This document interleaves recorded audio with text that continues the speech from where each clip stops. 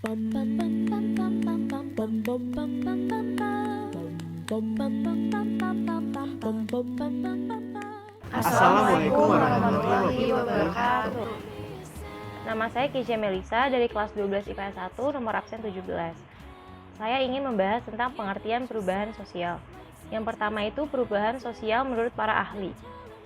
Dari Selo Sumarjan, menyatakan bahwa perubahan sosial adalah perubahan pada lembaga-lembaga kemasyarakatan di dalam suatu masyarakat yang mempengaruhi sistem sosial, termasuk nilai-nilai, sikap, dan pola perilaku di antara kelompok-kelompok dalam masyarakat.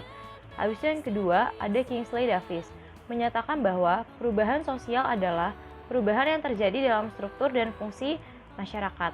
Yang ketiga ada John Lewis Gillin dan John Philip Gillin, melihat perubahan sosial sebagai versi dari cara-cara hidup yang telah diterima, baik karena perubahan kondisi geografis, kebudayaan material, komposisi penduduk, ideologi, maupun karena adanya difusi atau penemuan-penemuan baru dalam suatu masyarakat. Lalu ada kesimpulan dari pengertian perubahan sosial itu sendiri. Kesimpulannya adalah perubahan sosial adalah perubahan dalam masyarakat yang mempengaruhi sistem sosial, nilai, sikap, pola perilaku individu di antara suatu kelompok dalam masyarakat. Itu saja dari saya mengenai pengertian perubahan sosial. Terima kasih. Terdapat 3 teori perubahan sosial. Yang pertama yaitu teori siklus. Teori siklus ini melihat bahwa perubahan sebagai suatu hal yang berulang-ulang. Pada dasarnya, hal yang terjadi pada saat ini memiliki kemiripan atau kesamaan dengan hal yang sebelumnya telah terjadi. Pola perubahan siklus adalah pola perubahan yang menyerupai bentuk spiral. Yang kedua yaitu teori perkembangan atau teori linier. Teori ini percaya bahwa perkembangan selalu diarahkan ke titik tujuan tertentu. Seperti contohnya, yaitu perubahan dari masyarakat tradisional ke masyarakat modern yang lebih kompleks. Teori ini beranggapan bahwa perubahan yang terjadi memberi kemajuan bagi masyarakat, ditunjukkan dengan grafiknya yang memiliki titik naik. Teori perkembangan ini sendiri dibagi menjadi 2. Yang pertama yaitu teori evolusi, di mana perubahan sosial terjadi dalam proses atau waktu yang cepat. Dan yang kedua adalah teori revolusi, di mana perubahan sosial terjadi dalam proses atau waktu yang cukup lama. Yang ketiga yaitu teori modernisasi.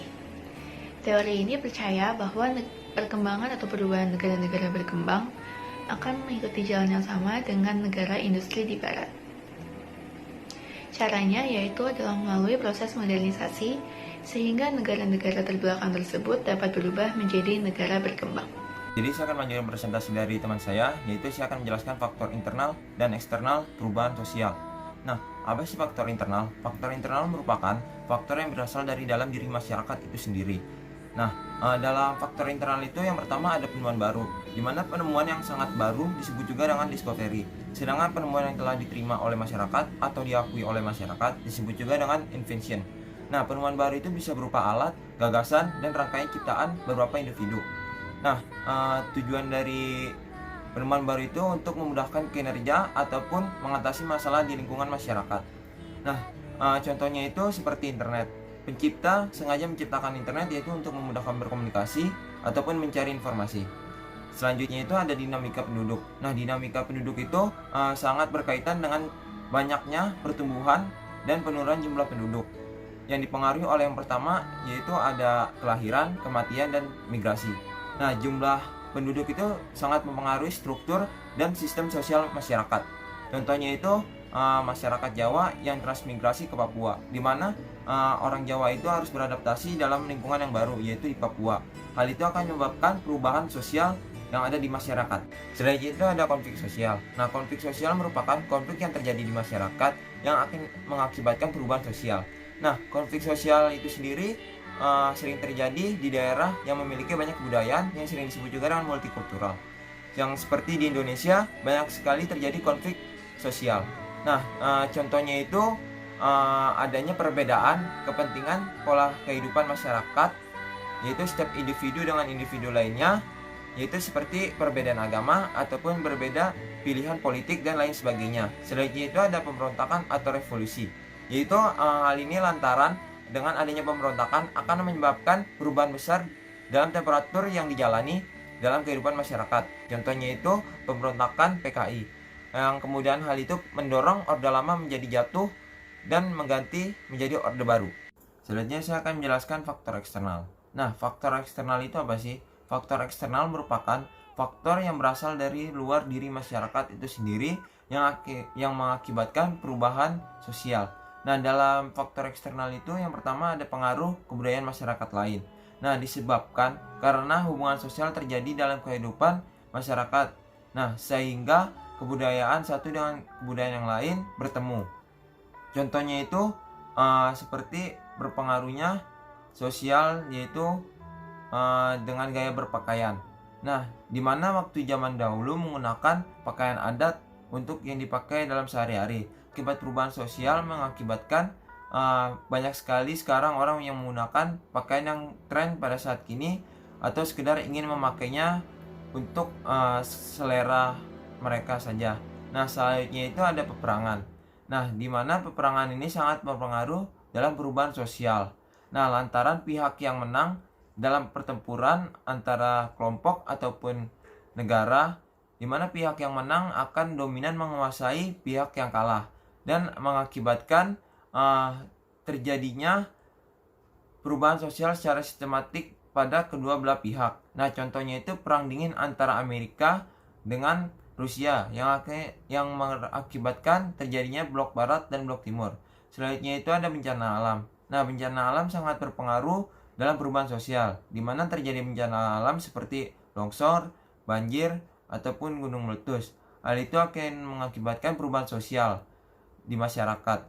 Nah, dengan perubahan itu akhirnya masyarakat memulai kehidupan yang baru ataupun rencana yang telah tersusun sebelum terjadinya bencana alam harus masyarakat mengulang kembali. Hal itu akan menyebabkan perubahan pada masyarakat agar bisa beradaptasi dengan lingkungan yang baru.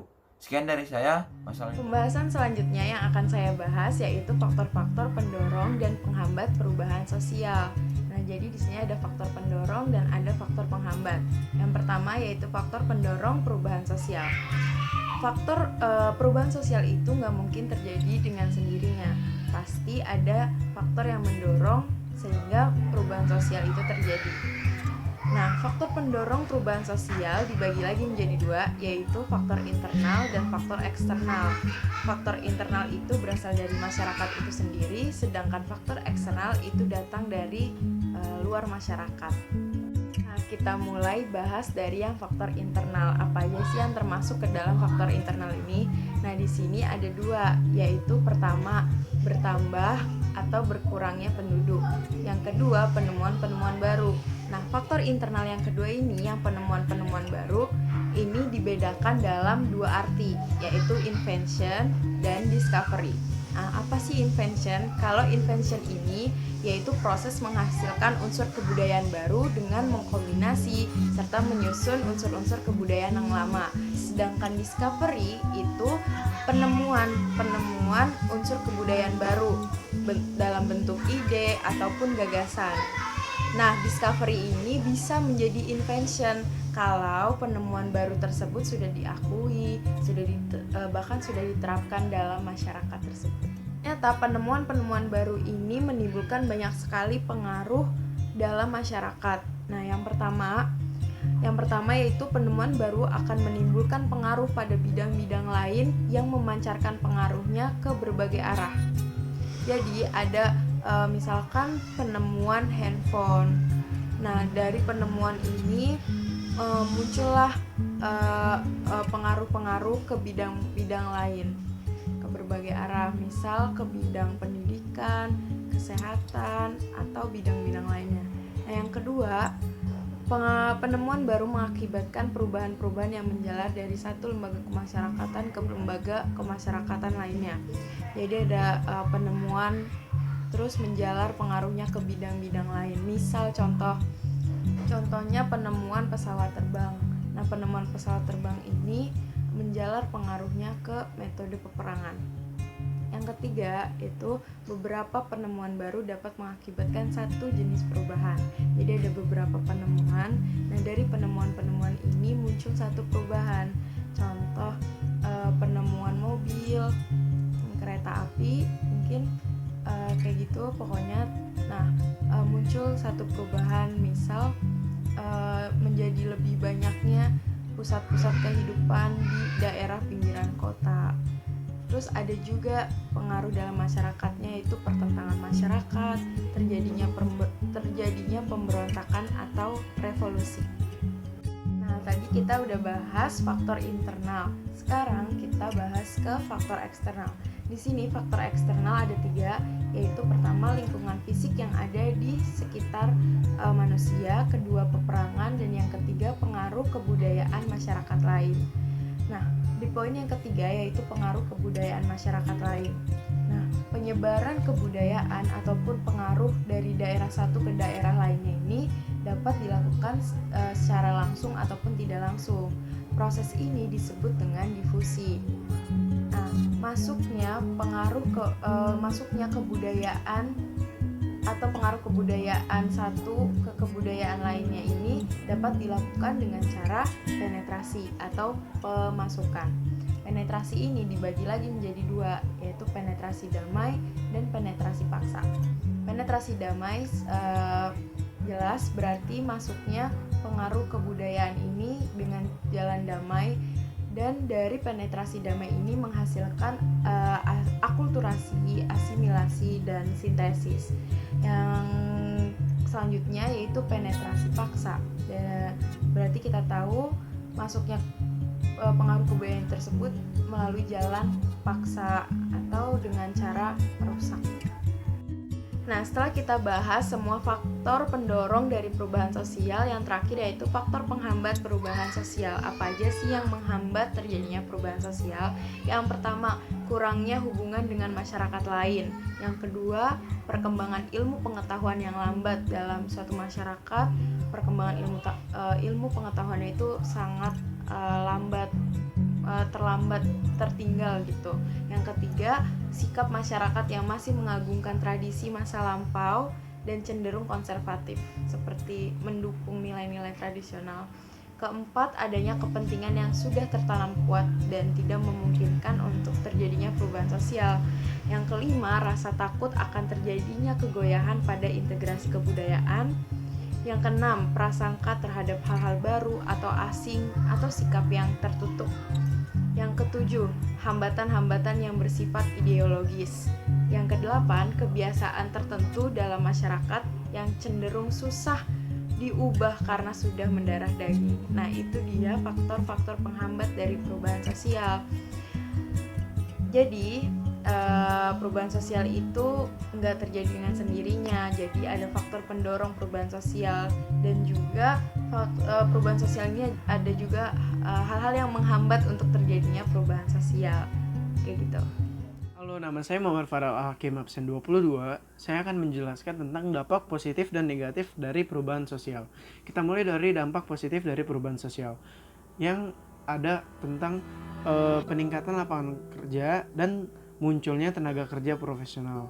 Dampak positifnya juga ada terjadinya norma dan adat istiadat yang baru. Sementara dampak negatif dari perubahan sosial adalah menghilangnya adat dan eksistensi suatu daerah. Kemudian peningkatan terhadap kenakalan remaja, ketidakkonsistennya lembaga sosial, dan kemudian yang terakhir ada terjadinya disintegrasi. Sekian dari saya, terima kasih.